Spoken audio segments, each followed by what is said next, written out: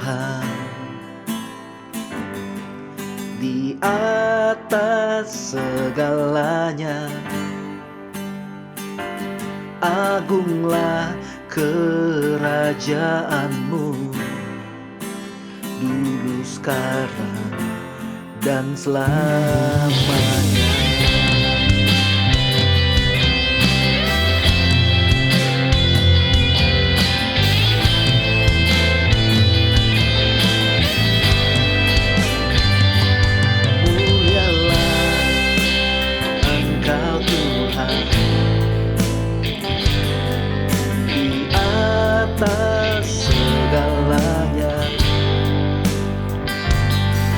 Agunglah kerajaanmu, dulu, sekarang, dan selamanya. Kemuliaan bagimu di tempat maha tinggi, dan sejahtera bagi yang berkenan padanya.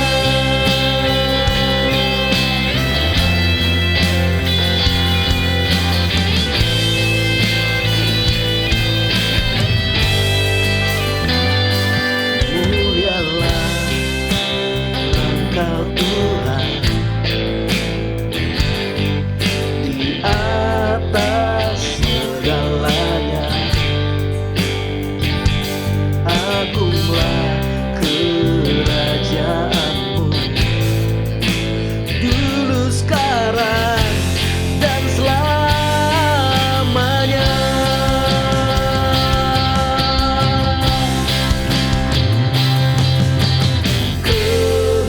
Kemuliaan bagimu di tempat maha tinggi,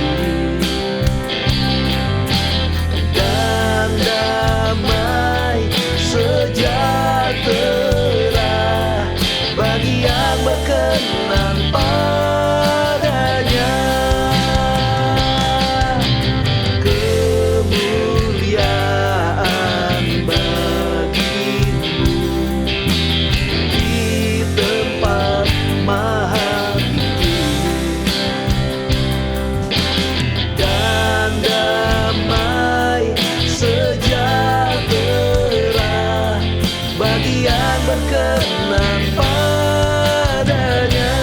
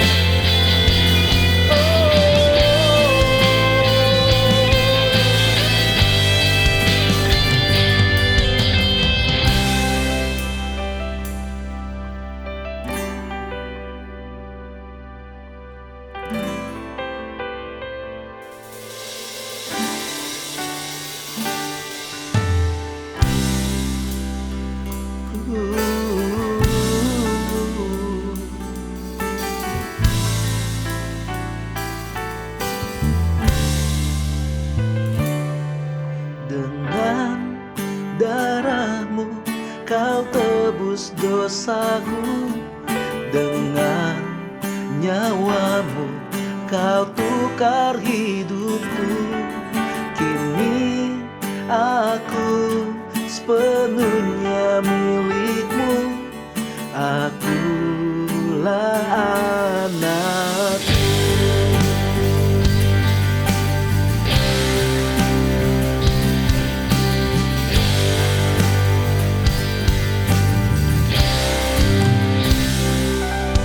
Dengan darahmu kau tebus dosaku. Dengan nyawamu kau tukar hidupku. Kini aku sepenuhnya milikmu. Akulah anakmu. Yesus, Yesus, Yesus, ku berseru. Yesus, Yesus, ku panggil namamu. Pengabdianku hanya padamu. Yesus, Yesus, engkaulah rajaku. Yesus, Yesus, Yesus, ku berseru. Yesus, Yesus, ku panggil namamu. Pengabdianku hanya padamu. Yesus, Yesus, engkaulah rajaku.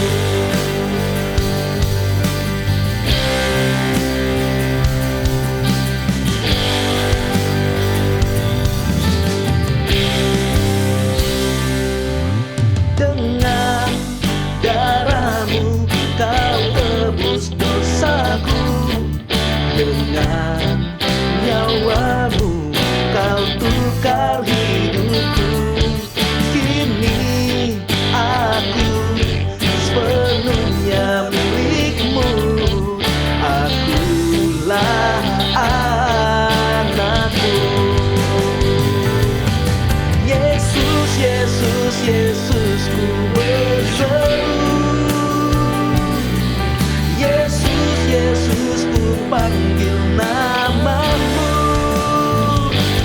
Pengabdianku hanya padamu.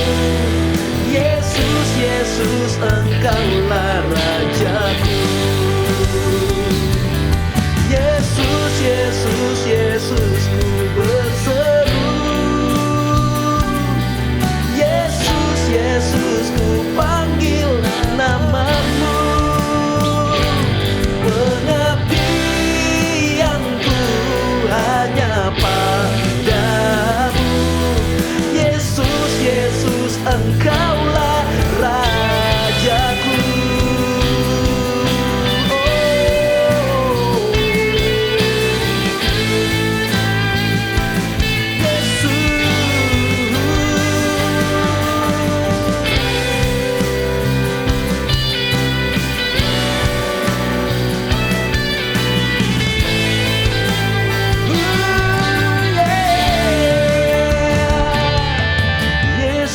Yesus, Yesus, ku berseru.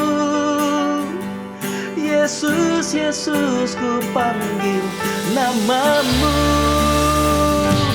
Pengabdianku hanya padamu. Yesus, Yesus, engkaulah rajaku. Yesus, Yesus, Yesus, ku berseru. Yesus, Yesus, ku panggil namamu. Pengabdianku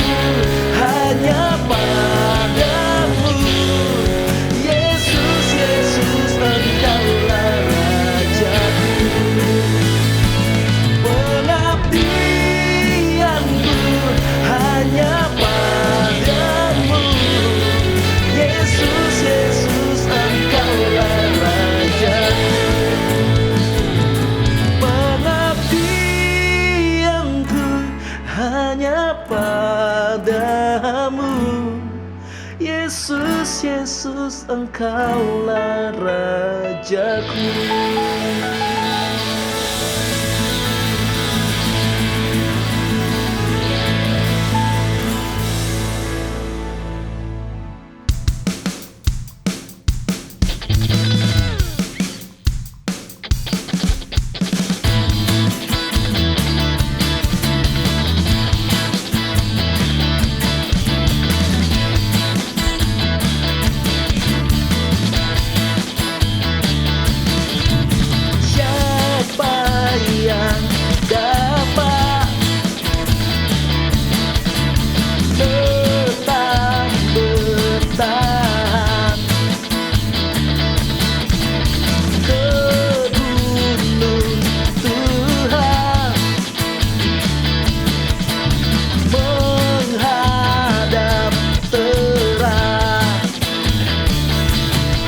Yang suci hatinya dan yang baik perbuatannya, yang berkenan di hatinya, yang percaya padanya. Dengan hati bersyukur masuki hadirat-Mu bersama para malaikat mengagungkan-Mu Tuhan. Hingga gelap masaku, hingga Kau mengangkatku, tetap Kau Yesus hiduplah dalamku.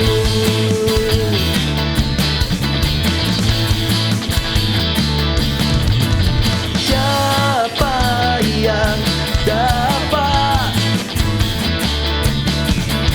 tetap bertahan ke gunung Tuhan, menghadap terang? Hanya yang suci hatinya dan yang baik perbuatannya, yang berkenan di hatinya, yang percaya padanya. Dengan hati bersyukur masuki hadirat-Mu bersama para malaikat mengagungkan-Mu Tuhan.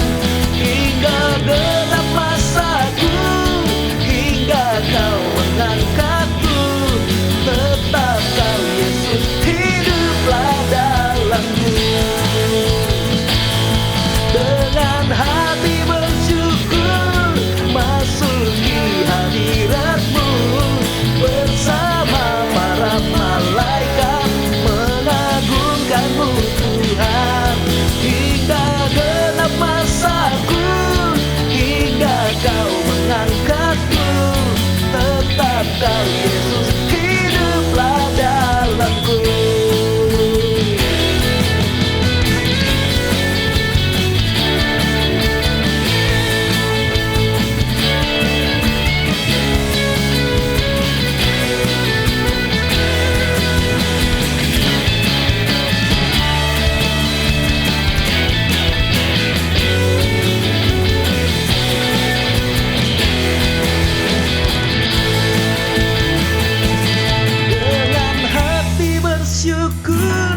Masuki hadirat-Mu bersama para malaikat mengagungkan-Mu Tuhan. Hingga gelap masaku, hingga Kau mengangkatku, tetap Kau Yesus hiduplah dalamku. Dengan hati bersyukur masuki hadirat-Mu bersama para malaikat mengagungkan-Mu Tuhan. Hingga gelap masaku, hingga Kau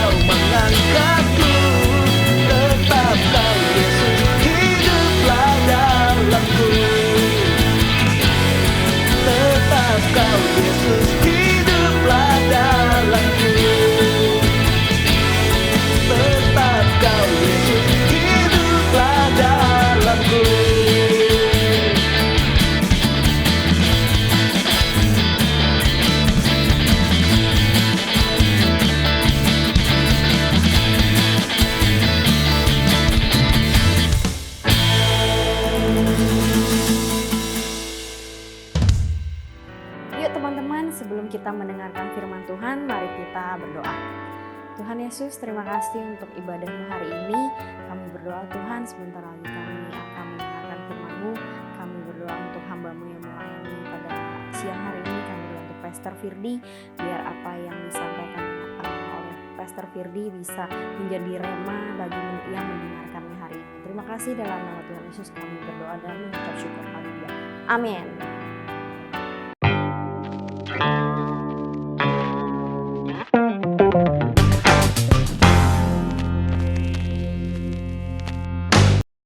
Ya, shalom semuanya. Kita udah masuk ke minggu kedua di bulan Juli ini.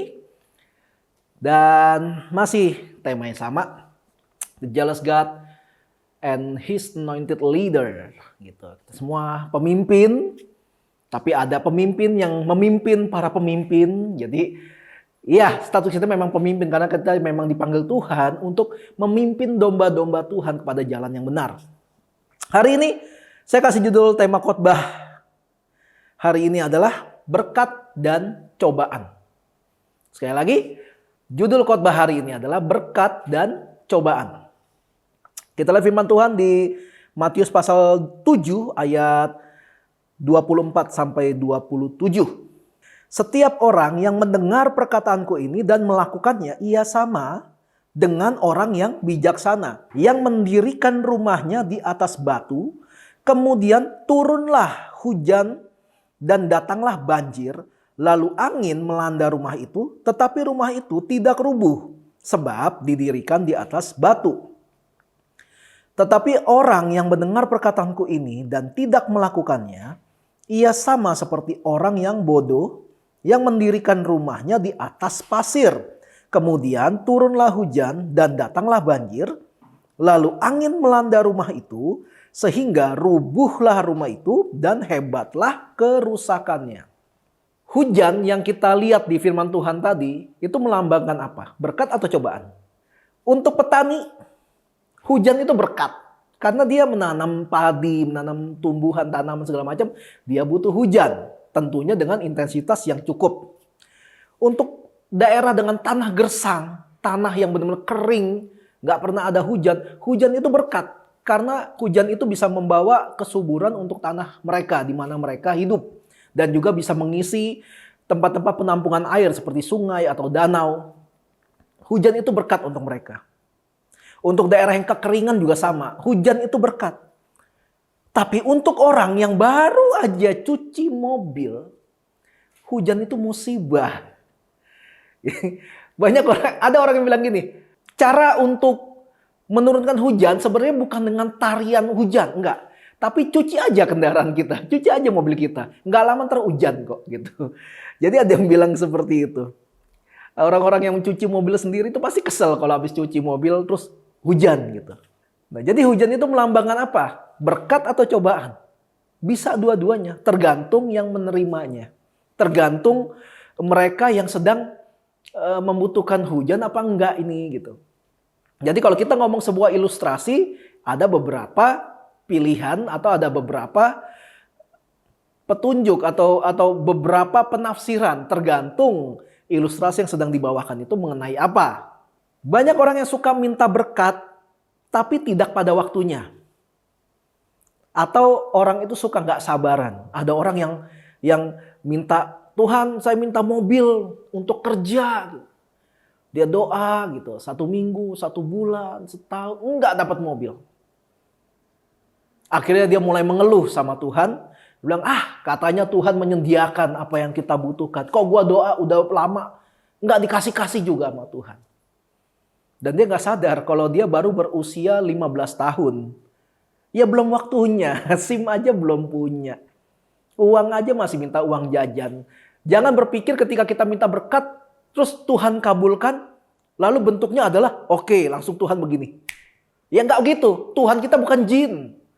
Tuhan kita itu punya cara dia, ada cara yang namanya proses.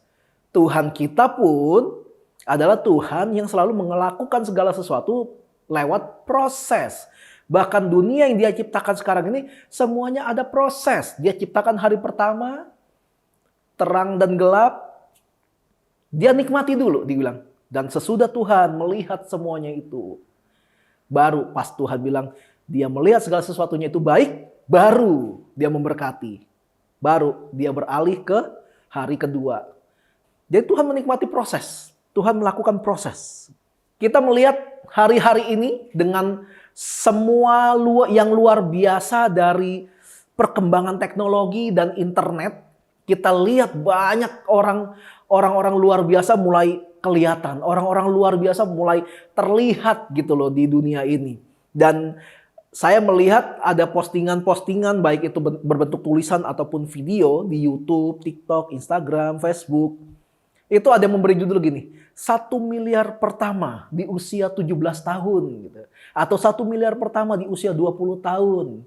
Yang mana di dalam video itu menjelaskan tentang bagaimana dia akhirnya bisa memiliki uang 1 miliar di usia yang tergolong masih muda. Bahkan kita mungkin yang sudah usianya di atas 30, di atas 40, atas 50, belum pernah memegang uang sebanyak itu. Lalu ada juga video yang bilang gini, judulnya pensiun di usia 30 tahun. Jadi banyak orang yang pensiun ketika di umur 60, ada orang yang pensiun di usia 50 tahun, ada yang pensiun di usia 70 tahun, bahkan ada orang yang sampai akhir hayatnya nggak pernah pensiun. Tapi orang ini bisa membuat konten pensiun di usia 30 tahun. Ya maksudnya adalah ketika semua bisnisnya berjalan dengan baik, semua pekerjaan tangannya berjalan dengan baik, akhirnya dia memiliki sistem pekerjaan yang baik dan akhirnya dia bisa pensiun. Lalu ada lagi yang bilang usia 25 tahun sudah bisa membeli rumah sendiri, pakai uang sendiri dan sebagainya. Hal ini jelas hal yang sangat baik untuk mereka. Hal ini adalah hal yang sangat baik dilakukan oleh mereka sebagai individu. Tapi menjadi berbahaya ketika mereka mengatakan bahwa kamu juga bisa kok. Kamu juga bisa kok punya uang 1 miliar di usia 18 tahun. Tapi yang mendengarkan dia itu usianya sudah lebih dari 30 tahun, lebih dari 40 tahun. Akhirnya orang yang di usia lebih di atas 30 tahun itu langsung kayak ciut, langsung stres gitu. Gila, gue udah usia segini, boro-boro uang 10 juta aja belum pernah lihat. Dia usianya baru 20 tahun bisa punya 1 M. Ciut langsung. Atau gue udah usia 50 tahun, gue punya toko, gue punya kantor, tapi mau pensiun aja gak berani. Lah dia usia 30 tahun, dia pensiun. Ciut langsung. Ada tekanan batin, ada tekanan yang mereka terima karena standar yang diberikan oleh orang-orang seperti ini. Sekali lagi, yang melakukan hal ini adalah sebuah hal yang baik untuk mereka secara individu, secara mereka pribadi. Tapi nggak bisa dijadikan sebuah patokan kalau semua orang pasti bahkan harus memiliki kondisi seperti ini. Jadi kondisi-kondisi seperti ini saya menyebutnya sebagai standar yang tidak bertanggung jawab. Apalagi contoh standar yang tidak bertanggung jawab di zaman sekarang ini. Di zaman sekarang ini, sudah 2021, ada standar yang dunia berikan, yaitu seperti ini. Cantik itu harus putih. Kalau nggak putih, dia nggak cantik. Lalu cantik itu harus langsing. Kalau nggak langsing, nggak cantik. Lalu ada yang bilang ganteng itu six pack. Kalau whole pack itu nggak ganteng gitu. Ada yang bilang ganteng itu tinggi. Gantengnya tinggi, tingginya bisa diadu sama menara PLN. Tinggi banget. Bagaimana dengan mereka yang tidak putih? Orang-orang saudara-saudara kita di Papua tidak putih. Lalu mereka berlomba-lomba dong untuk mencari pemutih kulit supaya dibilang cantik. Nanti lama-lama nasib mereka akan seperti Michael Jackson. Michael Jackson nggak bisa menerima dirinya orang kulit hitam. Makanya dia melakukan banyak operasi untuk membuat kulitnya jadi putih. Dia berhasil memang. Tapi akhirnya dia ketergantungan obat untuk mempertahankan warna kulitnya dia itu. Lalu untuk mereka-mereka yang tidak langsing, apalagi untuk para wanita yang baru melahirkan anak, Setelah melahirkan anak, mereka mungkin senang terima anaknya, tapi mereka stres dengan kondisi tubuhnya. Karena tidak langsing lagi. Lalu ada orang-orang yang punya kesulitan untuk diet, untuk menguruskan badannya. Padahal dibilang gemuk banget juga enggak, cuma memang tidak kurus. Tapi dengan standar ganteng itu six pack, akhirnya frustasi. Begitu juga tentang tinggi badan dan sebagainya. Akhirnya orang-orang belakangan ini banyak berlomba-lomba untuk jadi kurus, jadi putih, jadi tinggi, jadi six pack. Banyak, kita bisa lihat semua video. Cara membuat six pack dalam sebulan. Cara mengecilkan perut dalam 3 minggu. Ada banyak metode diet. Dan kita juga tahu ada banyak metode diet yang akhirnya bukan membuat kurus, tapi malah membawa penyakit baru dalam hidup orang yang melakukan diet-diet seperti itu. Dan akhirnya masalahnya bukan soal orang-orang yang membuat metode-metode seperti itu, tapi adalah tentang perilaku masyarakat yang ngefans dengan fenomena semacam ini. Dan orang setuju kalau cantik itu putih, cantik itu langsing, ganteng itu six pack, ganteng itu tinggi. Orang-orang yang setuju, yang pro dengan ini, akhirnya mereka suka mengintimidasi mereka yang tidak memiliki kriteria seperti yang tadi disebutkan. Orang mulai mengintimidasi. Bagaimana caranya? Dengan komentar-komentar di sosial media. Kadang-kadang ketemu sanak saudara, lalu bilang, ih lu gendutan, ih lu iteman. Dengan gampangnya mereka ngomong seperti itu. Tanpa memikirkan, orang ini bisa terima nggak ya ketika dibilang gendut, ketika dibilang hiteman, atau bagaimana lah gitu loh. Akhirnya muncul satu budaya negatif yang kita kenal dengan body shaming. Dengan bully. Orang-orang yang dengan mudah tanpa berpikir panjang lewat perkataannya bisa menyakiti hati orang lain. Mungkin nggak semua orang ya tersinggung bilang, ih gendutan lu gitu. Nggak semua. Tapi ada yang tersinggung. Lu iteman. Ada yang nggak tersinggung. Tapi ada yang tersinggung. Kenapa harus memilih satu sikap yang ada kemungkinan menyakiti hati orang lain? Itu budaya yang sudah dibawa akhirnya dengan zaman seperti sekarang ini. Ada orang juga yang mulai muncul orang-orang yang dengan pede yang berlebihan. Wih gue tinggi, pasti gue keren gitu. Wih gue langsing, pasti gue cantik. Yang lain mah nggak cantik. Mulai ada budaya-budaya seperti itu. Kalian mungkin tahu ada satu metode diet yang berbahaya yang dikenal dengan nama bulimia. Apa itu bulimia? Bulimia adalah teknik untuk diet yang mana caranya adalah ketika kalian makan. Kalian bisa makan apapun. Khususnya para wanita melakukan hal ini ya. Kalian makan apapun. Setelah kenyang, kalian muntahkan lagi dengan cara memasukkan jari kalian ke mulut. Kalian muntahkan. Selalu kalian lakukan itu. Jadi supaya sebelum lambung memproses makanan dikeluarkan. Kayak gitu. Jadi diet tapi merusak tubuh. Lambung jadi rusak. Lalu dari orang-orang yang suka melakukan bulimia ini, muncullah orang-orang dengan satu sindrom atau penyakit yang cukup berbahaya, yaitu anoreksia. Anoreksia adalah sebuah sindrom atau penyakit atau kelainan yang mana seseorang ini selalu menganggap dirinya gemuk. Dia selalu menganggap dirinya gemuk. Padahal badannya udah tinggal tulang. Tapi setiap kali dia ngaca, aduh gue gemukan, aduh gue gendutan gitu. Makanya kenapa kalau setiap kali saya dengan istri lagi nongkrong nih gitu ya, lagi nongkrong. Terus ada yang nyeletuk seperti itu dan orang itu lebih kurus dari kita, bahkan kurus jauh dari kita. Gila nih, gemukan gue. Biasanya saya suka ngomong gini, ngomong sekali lagi gemukan depan kita berdua, gue tabok lu. Ini gue yang lebih gemuk aja biasa aja. Lu berani-berani bilang gemukan nih gue. Berarti gue gemuk banget dong. Akhirnya saya suka ngomong kayak gitu. Saya sendiri gak terlalu masalah. Ya badan terlalu gemuk tidak baik untuk kesehatan. Iya kita sadari itu. Dan kita udah lagi mulai belajar menjaga pola makan. Tapi memang saya khususnya bukan orang yang mudah untuk kurus. Saya cenderung gampang gemuk.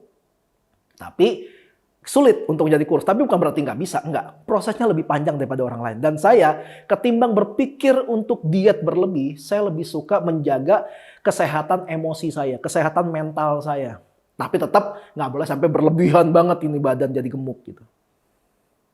Jadi itu bahayanya dari standar-standar dunia yang tidak bertanggung jawab seperti zaman sekarang. Makanya kita harus belajar untuk menjaga ucapan kita, siapapun kita, terutama kita yang punya status atau jabatan dalam sebuah komunitas. Seperti saya misalnya, sebagai pemimpin gereja, harus mulai dari saya jaga omongan.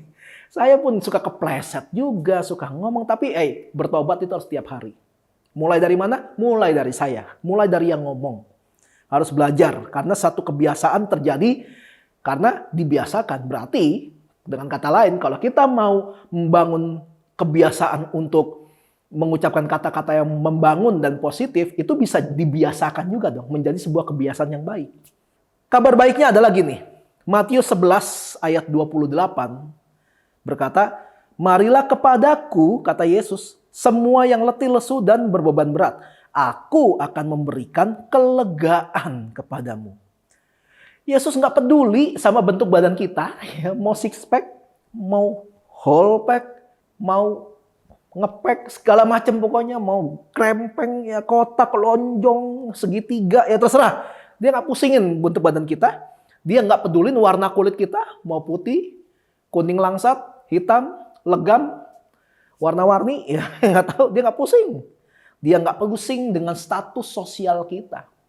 Mau orang kaya, orang nggak kaya, orang belum kaya, gitu ya. Ya orang miskin, orang berkekurangan, tapi dia nggak terlalu peduli dengan status sosial kita. Semuanya itu indah di mata dia. Semua manusia itu indah di mata Tuhan.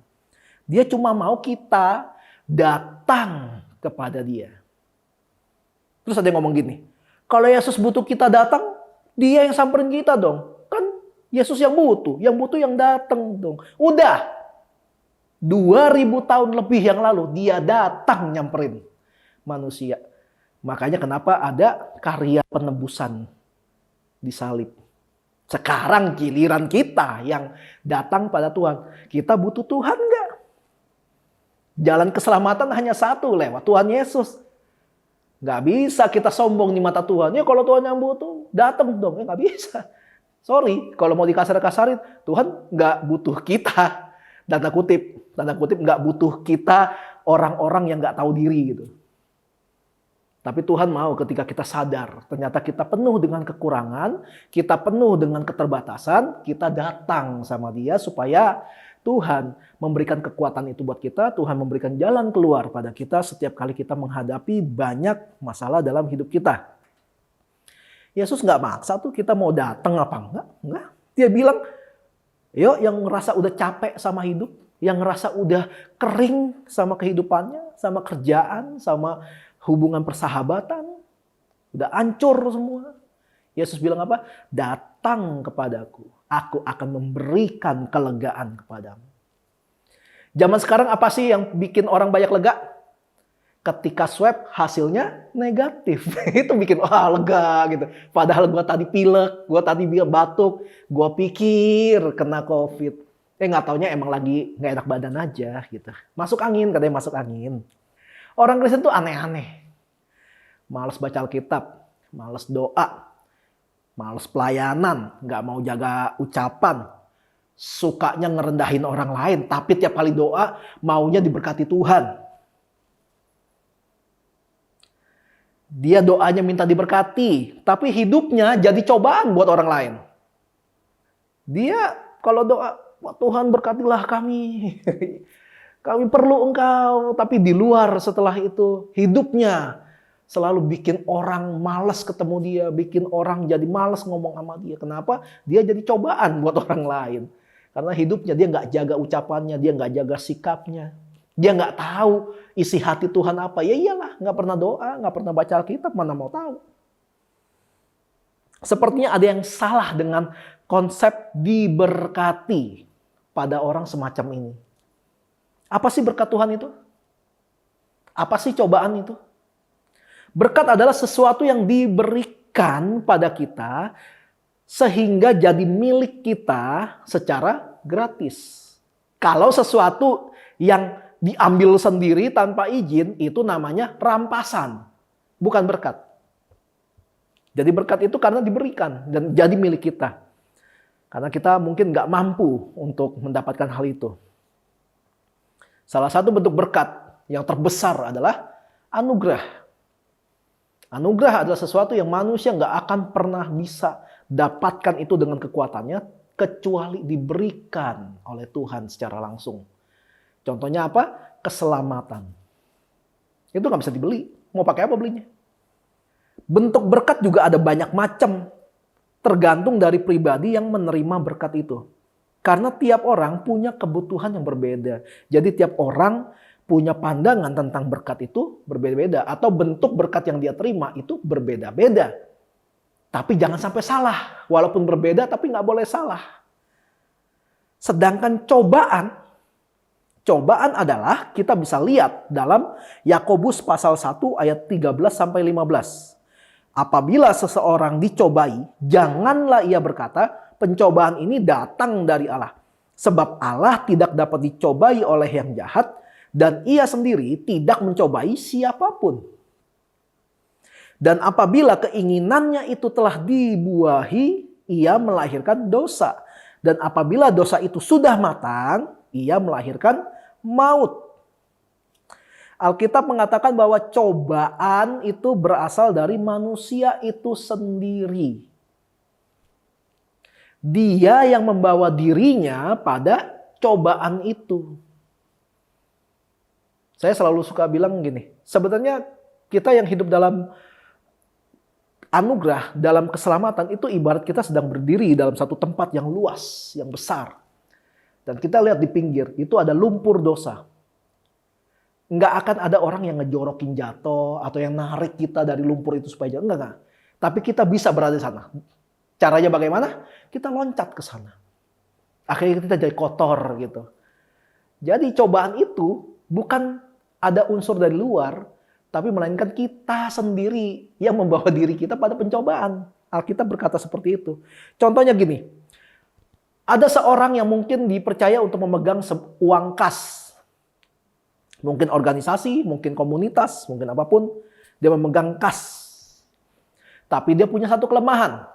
Kelemahannya adalah dia orang yang tergila-gila dengan gadget, katakan. Oh, gadget sekarang udah banyak macam dan harganya nggak masuk akal. Lalu dia buahi keinginannya itu untuk gadget. Ingat ya, dia pegang uang. Mungkin dalam jumlah tertentu yang cukup besar. Dia terpikat sama, aduh ada gadget baru, ada handphone baru, ada tablet baru. Lalu dia dibuahi dengan cara dipikirin, aduh gua mau beli, nggak ada duitnya. Ada sih, tapi ini uang kas, aduh tapi nanti balikinnya gimana? Tapi kayaknya bisa deh kalau gua kerja begini. Dipikirin semua. Dia pikirin, dibuahi. Akhirnya dia memutuskan untuk memakai uang kas itu untuk membeli gadget. Yang mana gadget ini nggak esensi ya. Lalu dia nggak mampu untuk mengembalikan uang yang diambil itu. Dan ketika ditanya, uangnya kemana? Gitu. Keinginan yang telah dibuahi itu akhirnya melahirkan dosa. Dosanya bentuknya apa? Mungkin dia bisa menuduh orang lain, dicuri mungkin, dirampok, atau mungkin dia kabur. Karena keinginannya itu dibuahi, akhirnya melahirkan dosa. Nah itu yang Alkitab bilang. Jadi cobaan itu berasal dari diri manusia itu sendiri. Dari ilustrasi dua macam dasar yang tadi pertama kita lihat. Dibilang gini, ada dua rumah. Ada dua macam dasar yang berbeda. Tapi berkatnya sama, yaitu hujan. Coba bayangkan ya, ada dua rumah. Rumahnya katakan desainnya sama, material sama. Tapi yang beda cuma satu, dasarnya. Yang satu dia membangun rumahnya di atas batu yang solid. Satu lagi dia bangun rumahnya di atas dasar pasir yang lemah. Turunlah berkat, yaitu hujan. Tapi kenapa rumah yang satu baik-baik saja kena hujan, sedangkan rumah yang lain hancur berantakan? Padahal sama-sama berkat. Sama-sama diberkati. Karena dasarnya beda. Kalian kalau coba terjun payung dari pesawat ya. Cobain aja naik pesawat sekian puluh ribu kaki. Lalu terjun payung. Kalau yang satu pakai parasut. dan yang lain pakai payung topeng monyet, jelas kita tahu siapa yang bakal duluan ketemu sama Tuhan. Sama-sama fun, sama-sama loncat. Hanya saja yang satu funnya itu bisa dikenang, bisa diceritakan. Yang satu lagi funnya jadi kenangan, dikenang orang. Karena apa? Dasarnya salah, yang dipakai salah. Bangun rumahnya benar, tapi penopangnya salah. Kita juga kalau tidak punya dasar firman Tuhan yang cukup, kita bisa terseret oleh arus zaman yang menyesatkan ini. Udah banyak penyesatan nih di luar, makin tahun makin banyak. Kelihatannya berkatnya menjanjikan. Tapi kita udah mampu mengelola berkat itu belum? Dibutuhkan pengetahuan yang cukup, dibutuhkan kemampuan yang cukup untuk mengelola berkat. Jadi ketika berdoa, jangan selalu minta berkat. Berkat itu pasti Tuhan kasih pada waktunya. Makanya kenapa selalu dibilang kita harus menyerahkan diri kepada Tuhan. Menyerahkan hidup kita sama Tuhan. Karena Tuhan yang tahu kapan kairosnya itu terjadi. Saya dan istri belajar 1 minggu ini ketika kita jadi berkat. Kita pun diberkati. Kita ada ngirim bantuan kepada beberapa teman kita yang sedang mau gak mau dirumahkan atau harus di rumah saja. Kita kirimin berkat yang sebisa kita gitu. Kita kasih makanan, kita kasih berkat. Dan yang terjadi adalah kemudian kita sendiri akhirnya dapat berkat juga gitu. Bahkan boleh dibilang berkatnya kok lebih besar daripada yang pernah kita lakukan. Dan itu makanya kenapa disebut diberkati untuk memberkati. Jadi jangan takut untuk jadi berkat, jangan takut untuk memberi kepada mereka yang butuh ketika memang kita sadar kalau kita mampu. Dalam hidup ini ada satu hal yang selalu ada dalam semua aspek kehidupan. Apa itu? Proses. Sebutin satu saja hal di dunia ini yang ada tanpa proses. Semuanya ada proses. Bahkan jika kalian ikut ibadah ini aja ada prosesnya kan. Minimal kalian klik link yang sudah dikasih. Contoh sederhana. Saya dan istri mulai melihat ada kebutuhan untuk bisa memiliki mobil baru. Yang 7-seater gitu. Jadi kita udah mulai ngelirik-lirik beberapa merek mobil gitu ya. Ya kayaknya udah mulai nih gitu. Nah berkatnya adalah mobil baru. Prosesnya adalah bersabar sambil nabung. Cobaannya adalah terburu-buru. Berpikir pendek gitu. Jadi goalnya sama nih. Berkatnya itu mobil baru. Tapi bagaimana caranya kita bisa mendapatkan berkat itu? Kalau kita terburu-buru, berpikir pendek, berkat itu akan menjadi cobaan buat hidup kita. Bisa bayarnya nggak nih? Bisa nyicilnya nggak nih? Bisa hidup nggak nih setelah kita bayar cicilan? Kalau terburu-buru akhirnya cobaan kan? Tapi kalau kita mau melalui proses untuk bersabar sambil nunggu, sambil nabung, cari-cari info lagi, siapa tahu ada mobil atau pilihan mobil yang lebih baik gitu. Mobil itu akan tetap jadi berkat buat dalam hidup kita. Nggak nyusahin siapa-siapa. Kita bisa lihat, dalam berkat ada cobaan. Tapi antara berkat dan cobaan ada yang namanya proses. Kalau mau berkat yang kalian terima tidak menjadi sebuah cobaan, jalani prosesnya. Baik prosesnya itu bisa dinikmati atau tidak. Jalani prosesnya. Kadang berkat yang kita terima itu sebenarnya adalah cobaan untuk orang lain loh. Contoh nih ya, kita punya jemaat namanya Marwan. Dia spesialis treatment alat musik. Nah, Marwan dapat berkat treatment alat musik dari seseorang yang dicobai karena alatnya bermasalah. Jadi Marwan dapat berkat dari cobaan yang dialami oleh orang lain. Contoh kedua, kita punya jemaat lagi namanya Hansel. Dia punya bisnis menjual spare part motor.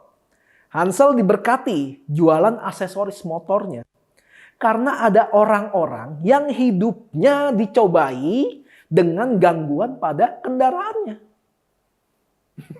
Jadi ketika ada berkat, sebenarnya berkat ini hasil dari cobaan yang dialami orang lain.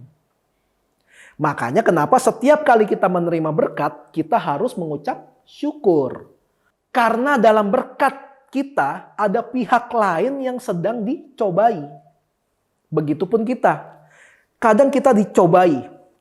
Tapi kalau kita punya dasar yang kuat, kita akan tahu bagaimana kita bisa memproses cobaan ini menjadi sebuah berkat. Mungkin berkat untuk diri sendiri atau berkat untuk orang lain. Karena itu pastikan kita memiliki dasar yang cukup kuat untuk menerima baik itu berkat ataupun menghadapi cobaan. Begitu juga dengan dasar kehidupan kita harus cukup kuat juga dalam menjalani keseharian kita. Karena hidup kita ini bisa jadi berkat buat orang lain, tapi bisa juga jadi cobaan untuk orang lain. Tergantung bagaimana kita menjalani proses hidup kita. Dalam doa Bapa kami dikatakan gini, janganlah membawa kami ke dalam pencobaan. Artinya, supaya kita bisa terbebas dari cobaan, hidup kita harus mau diatur oleh Tuhan. Kalau bicara pengalaman hidup saya, ada berkat yang mendahului cobaan. Ada cobaan yang mendahului berkat. Jadi nggak usah heran ketika kita mengalami yang mana dulu. Dibutuhkan hikmat untuk mengelola atau untuk memproses yang sedang kita hadapi. Tapi baik berkat dan cobaan ada satu hal penentu yang bisa membuat kita tetap bertahan. Menjalani proses kita tetap bersih di hadapan Tuhan. Namanya proses. Jangan kesenangan ketika menerima berkat. Jangan ketakutan ketika menghadapi cobaan. Jalani prosesnya. Sampai satu hari nanti, semua air mata kita, semua susah payah kita akan berubah jadi sorak-sorai dan kita akan membawa berkas-berkas yang sudah Tuhan berikan. Amin. Mari kita mempersiapkan diri untuk menerima perjamuan kudus.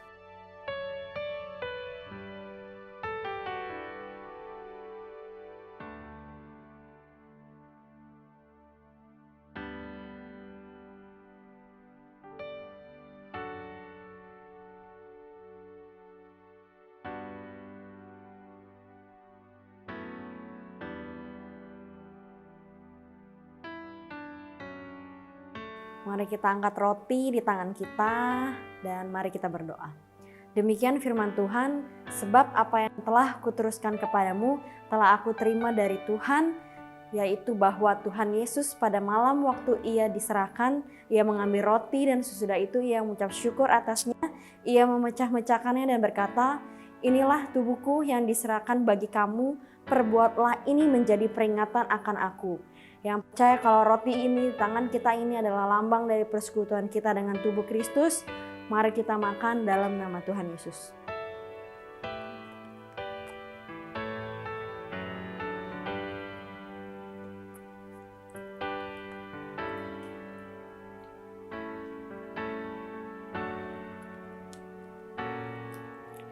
Mari kita angkat anggur di tangan kanan kita. Mari kita berdoa. Demikian juga ia mengambil cawan sesudah makan lalu berkata, cawan ini adalah perjanjian baru yang dimateraikan oleh darahku. Perbuatlah ini setiap kali kamu meminumnya menjadi peringatan akan aku. Yang percaya kalau anggur ini di tangan kita ini adalah lambang persekutuan kita dengan darah Kristus, mari kita minum dalam nama Tuhan Yesus.